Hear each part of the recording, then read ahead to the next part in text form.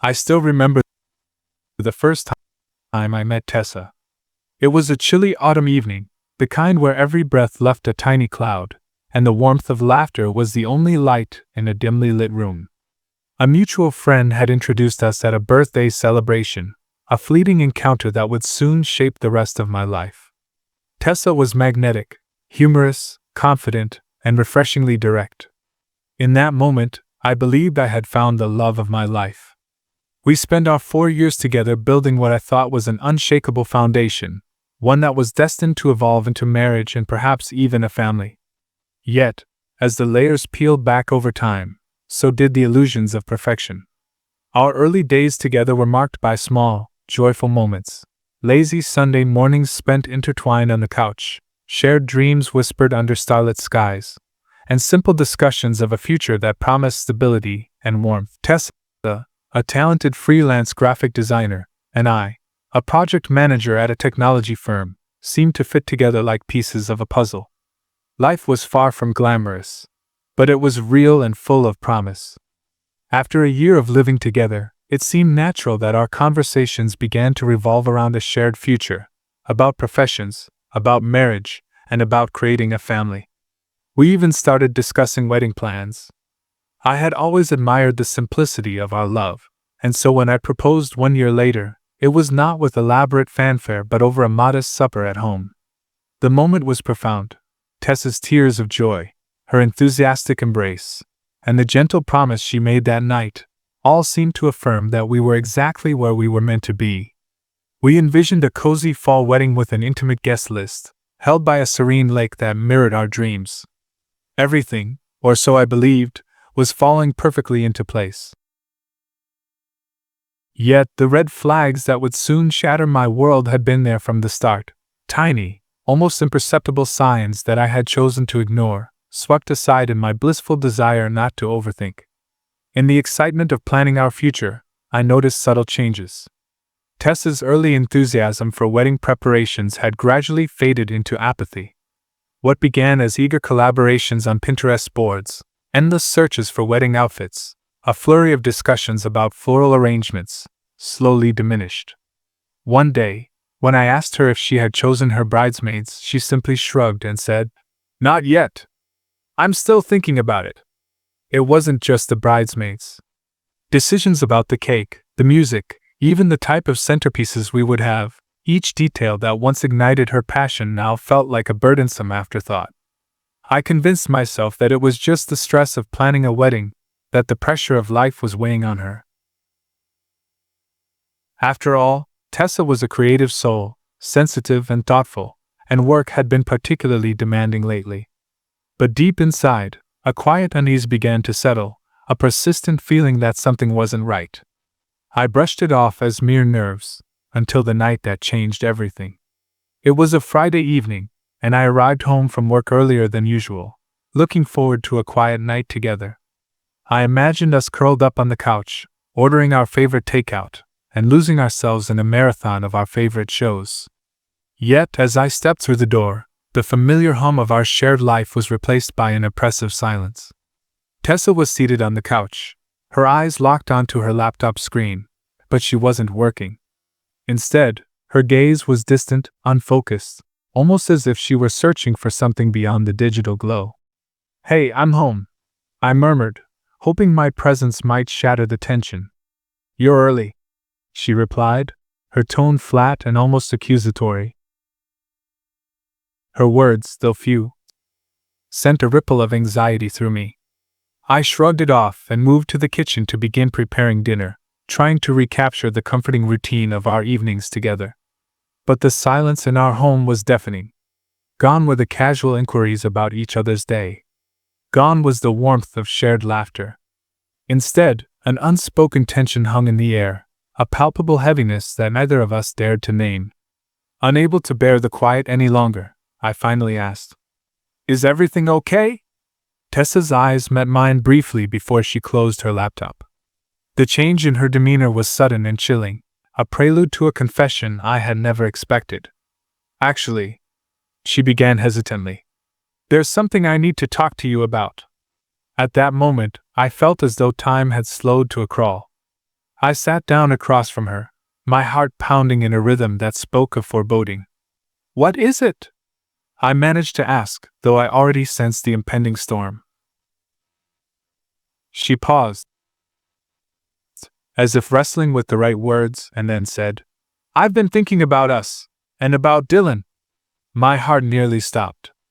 Dylan. The name, spoken casually in the midst of a game of TikTok truths just a few weeks earlier, now cut through the silence like a knife.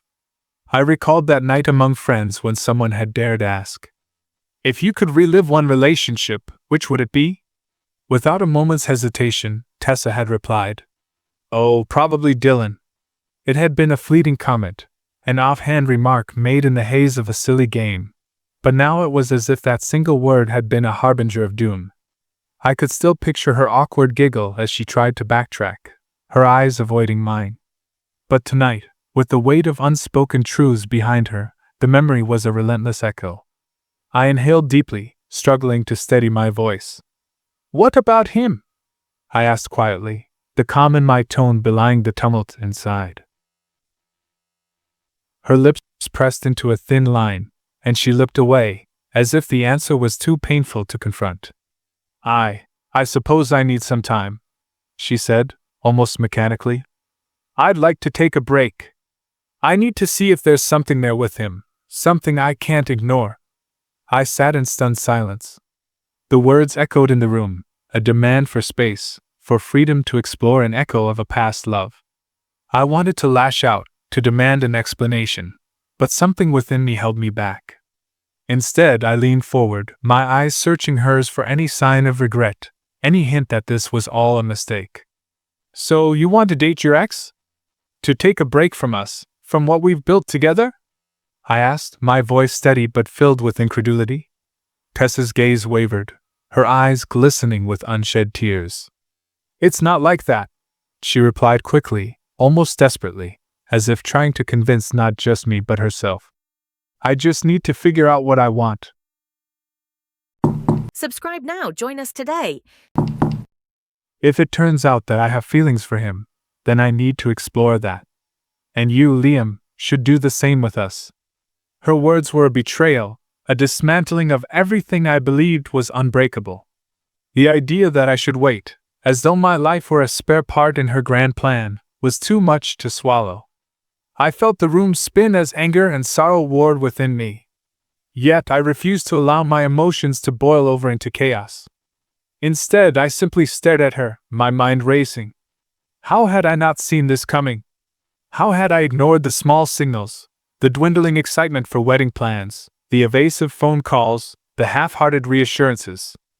In that moment, the realization struck me with the force of a tidal wave. I had been living in a fragile illusion, one in which I was merely an option, a placeholder in a life that Tessa was still uncertain about. My soul screamed in silence, mourning not only the love we once shared but also the future I had envisioned with her, a future that now crumbled into dust before my eyes. I took a deep breath, my voice more composed than I felt. "If that's what you need, if you truly need this break, then go ahead," I said softly, each word weighed down by the crushing certainty of our undoing. "Take your time with Dylan, explore your feelings. I won't stand in your way." For a moment, I searched her face for any sign of remorse or hesitation. Instead, I found only the steely resolve of someone who had already made up her mind. She blinked in surprise at my calm, as if expecting a heated argument, a desperate plea for her to reconsider. But I offered no protest, no tearful begging. I simply repeated, "Take your break." Without another word, Tessa stood up, moved to the bedroom, and began hurriedly packing a bag. I could hear the rustling of clothes, the clatter of personal belongings hastily gathered, each sound punctuating the finality of her departure. Minutes later, I heard the soft click of the front door as it closed behind her, leaving me alone in a silence that now felt unbearably complete. I sat on the couch for a long time, a heavy mixture of disbelief and determination churning inside me. In that long, agonizing silence, a decision crystallized. I wasn't going to wait around for someone who saw me as nothing more than an option. I was not going to let her indecision dictate the course of my life any longer.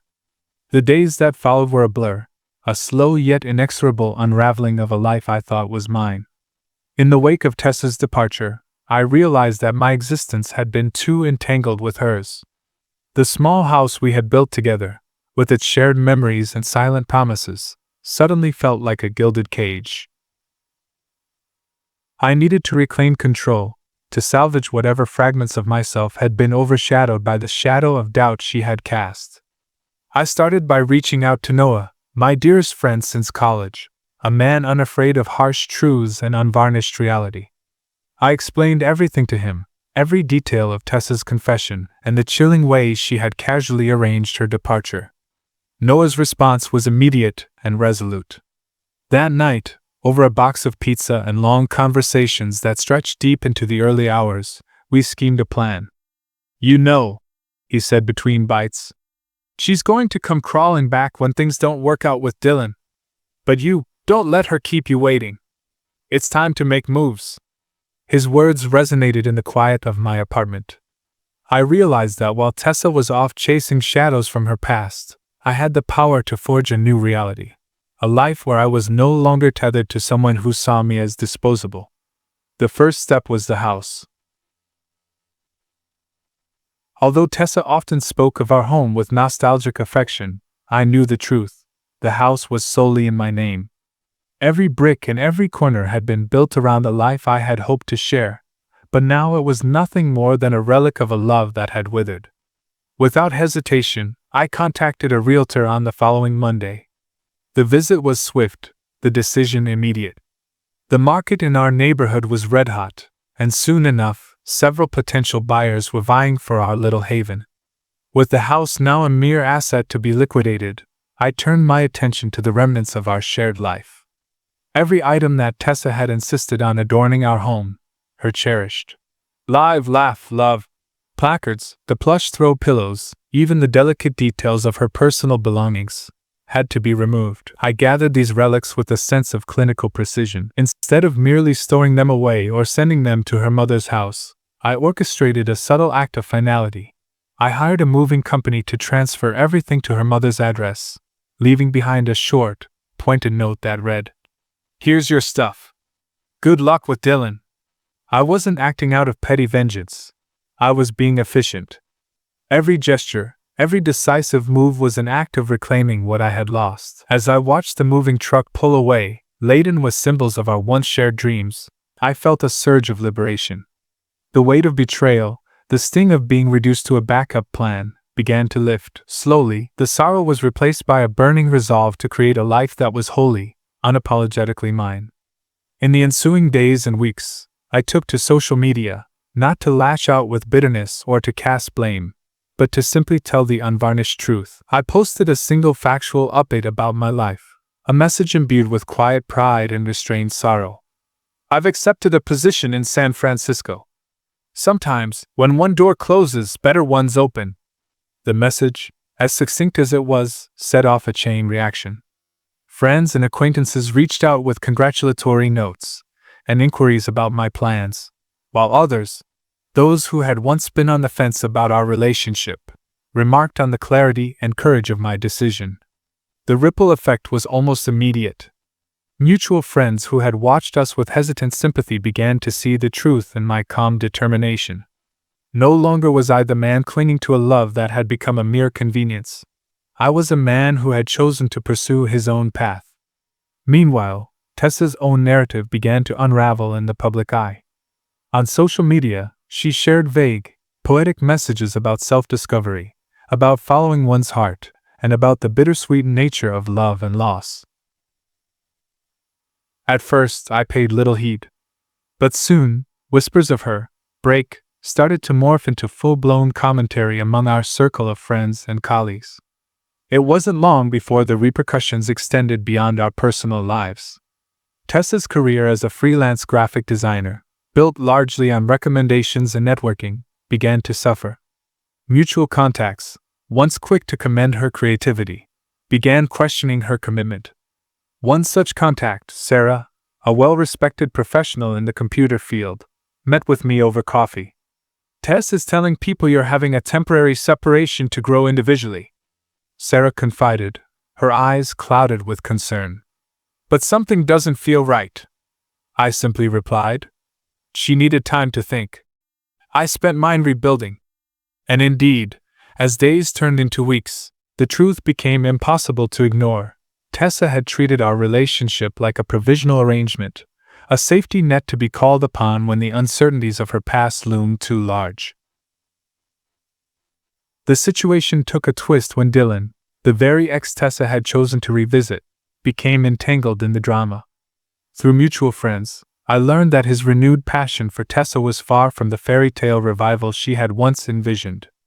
Dylan, still echoing the untrustworthiness of his past, a past marred by infidelity, had no real plan to provide the stability or the commitment that Tessa so desperately craved.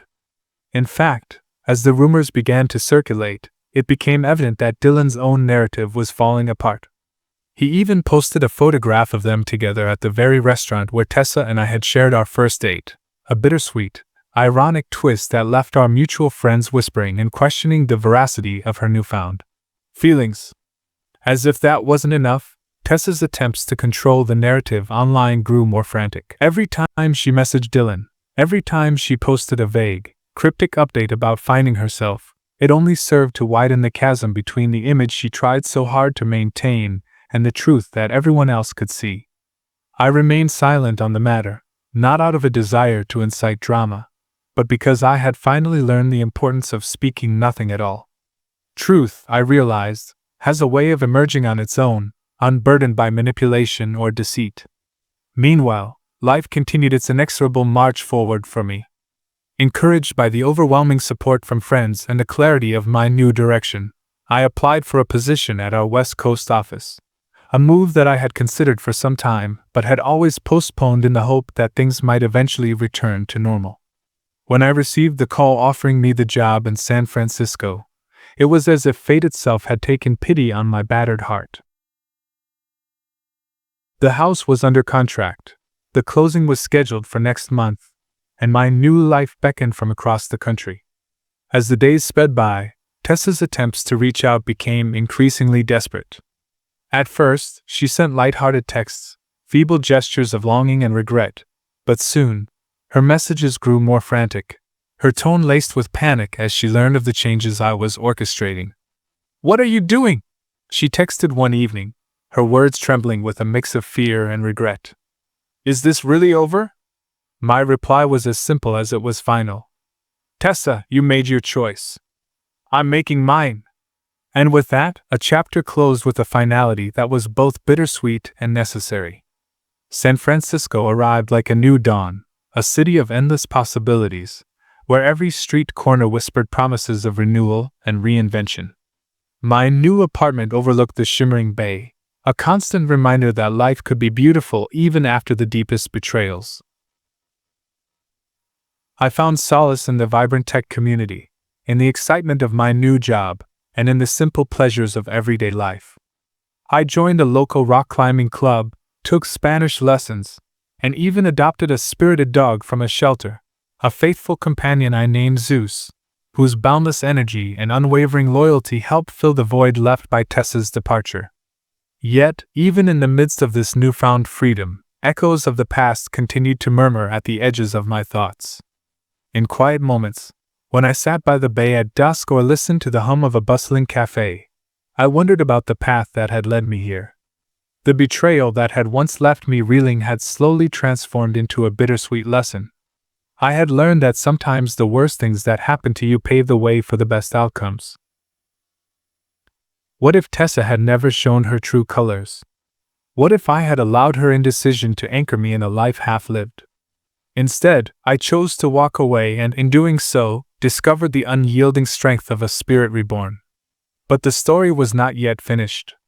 Life has a way of delivering one final twist when you think you've reached the end of your journey. One afternoon, as I was returning from a long day at the office, my phone buzzed with a new message, an email from Tessa. With trembling hands, I opened it, knowing that its contents could either reopen old wounds or finally offer a sense of closure. Her email was a quiet plea, a desperate attempt to reclaim something that had long since slipped away. "I know you're trying to erase me from your life. she wrote, her words raw and trembling with vulnerability. But you can't just delete our memories. Those 4 years meant something. There was no apology, no heartfelt contrition, only a list of regrets and the familiar refrain of wanting time to heal. I read her words slowly, each sentence a reminder of the life we had shared, and then, with the calm resolve that I had nurtured through months of change, I composed my reply. You're right, I wrote simply. Those years taught me what I don't want in a partner. Thank you for the lesson. In that moment, as I pressed send on my final message to Tessa, I felt a profound sense of liberation. I had learned to value my own worth, to recognize that a relationship built on uncertainty was never truly a partnership at all. I had chosen to reclaim my life, to step into a future defined not by the shadows of the past, but by the promise of tomorrow. Looking back now, with the cool, calm certainty of hindsight, I see the truth in every moment that once filled me with doubt and pain. I remember the early days when Tessa's eyes shone with excitement at every new idea, when our conversations were filled with dreams of a life unburdened by limitations. I also remember the slow, creeping changes, the hesitations about wedding plans, the evasive texts, the careless mention of Dylan during a silly game that I had dismissed as trivial. In retrospect, those moments were like faint cracks in a windowpane, growing larger with each passing day until the glass shattered irreparably. Subscribe now. Join us today. The mystery of Tessa's transformation, the enigma of a woman who had once embodied clarity and purpose now wandering in search of something elusive, remains unsolved. Was it the lure of a past love, a ghost that haunted her memories, or something deeper, a fundamental uncertainty about who she truly was? I may never know. What I do know is that in the end, the truth was laid bare. Tessa's need to explore her past was not a fleeting moment of confusion, but a calculated decision that left me questioning the very foundation of our shared life. Every time I think back to that fateful Friday night, the moment she uttered Dylan's name, the look of determination in her eyes as she packed her belongings, I feel a mixture of sorrow and relief. Sorrow for the love that was lost and for the future that will never be, and relief that I am now free from the role of someone's backup plan, free to pursue a life defined by my own values and aspirations. In San Francisco, the healing process continued in unexpected ways.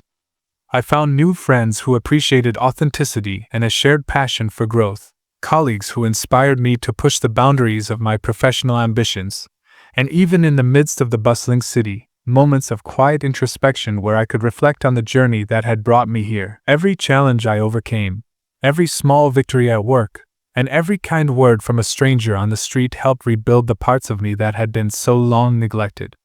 I began to see that sometimes the best revenge isn't in retribution, but in transformation, becoming a version of yourself that is stronger, wiser, and unburdened by the weight of what once was. Tessa's departure, painful as it was, became the catalyst for my own rebirth.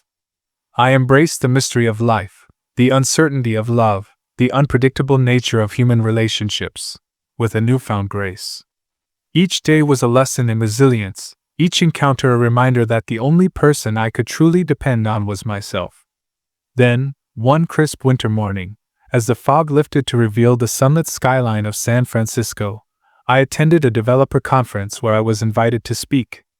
In that moment, before a room full of inspired minds, I realized that my narrative was no longer defined by heartbreak. I had become an advocate for growth, an example of how one could rise from the ashes of betrayal and rebuild a life of purpose and passion. The applause that followed wasn't just for a successful presentation, it was an affirmation that life, with all its twists and turns, could indeed lead to redemption. Now, as I settle into a new chapter, one filled with promise, authenticity, and the quiet joy of self-discovery, I look back on the days when I was trapped in a relationship defined by indecision. I remember Tessa's desperate attempts to cling to an echo of her past, the chaotic mix of emotions that led her to abandon the future we had planned, and the slow yet steady unraveling of a life that once seemed so certain. And I also remember the courage it took to step away, to sell the house that had once been our sanctuary, and to build something entirely new in a city that sparkled with opportunity. Every memory now is tinged with both pain and gratitude. I am grateful for the lessons learned in the wake of betrayal, for the support of friends like Noah who reminded me that sometimes you must fight to reclaim your life, and for the chance to rediscover who I was when I wasn't defined by someone else's expectations. In every box packed away, every note left behind, and every cautious step toward a new beginning, I found a piece of myself that I had nearly lost. And so, this is my story, a story of love that wasn't meant to be, of dreams deferred by someone who couldn't commit, and of a man who chose to embrace the mystery of life rather than cling to a fading memory. It is a narrative filled with raw emotion, punctuated by moments of suspense and quiet defiance, and ultimately illuminated by the strength that comes from truly knowing yourself. I share it not to cast blame or to celebrate revenge, but to honor the journey that has led me to a place of hope and possibility. For anyone who finds themselves caught in a love that leaves them feeling like an option, a mere backup plan, remember this: sometimes the best thing you can do is step away and give yourself permission to seek a life where you are valued, where your dreams are nurtured, and where your heart can heal. When someone shows you who they truly are, believe them the first time. Let go, and in doing so, allow yourself to discover that the end of one chapter is often the beginning of something far greater. This chapter of my life has now ended, but I am filled with anticipation for the next one. In the city by the bay, with the promise of new adventures, a supportive community, and even a faithful dog named Zeus by my side, I am ready to embrace whatever comes next. My new life isn't defined by the echoes of the past, but by the vibrant pulse of possibility, a future where every sunrise is a reminder that I am no longer waiting on someone else's decision. I have taken control, and I have chosen to be the author of my own destiny. In the quiet moments, when I sit by the window of my new apartment watching the fog roll over the bay, I allow myself to reflect on all that has transpired. I remember the woman I once loved, the betrayal that cut deep, and the strange, bittersweet relief of knowing that I was finally free. I think about the painful phone calls, the angry texts, and the last email exchange, each a marker of a turning point that forced me to grow, to stand up, and to reclaim my own narrative. My journey taught me that sometimes the most profound growth comes from embracing the mystery of life, the uncertainty of love, the unpredictability of fate, and learning to trust that, in the end, you are exactly where you need to be. I now move forward with a quiet confidence, buoyed by the belief that every experience, no matter how painful, is a stepping stone to a future rich with promise and personal fulfillment. So, as I write this final chapter of my story, I leave behind not a tale of bitterness, but a testament to resilience. A story of a man who lost love only to find himself again. A story that reminds us that sometimes the best revenge is not in getting even, but in simply getting better. Thank you for following this journey, for offering your support, and for reminding me that every ending is merely the beginning of something new. May your own journeys be filled with the same courage to walk away, the strength to rebuild, and the grace to embrace the unknown. And thus, my life moves forward, a tapestry of loss and renewal, of betrayal and hope, woven together by the inexorable truth that sometimes, the most painful moments are those that lead us to discover our own extraordinary strength. Subscribe now. Join us today. Enter beyond reality, where enchanting story times, thrilling mysteries, and timeless adventures ignite your imagination. Subscribe now. Join us today.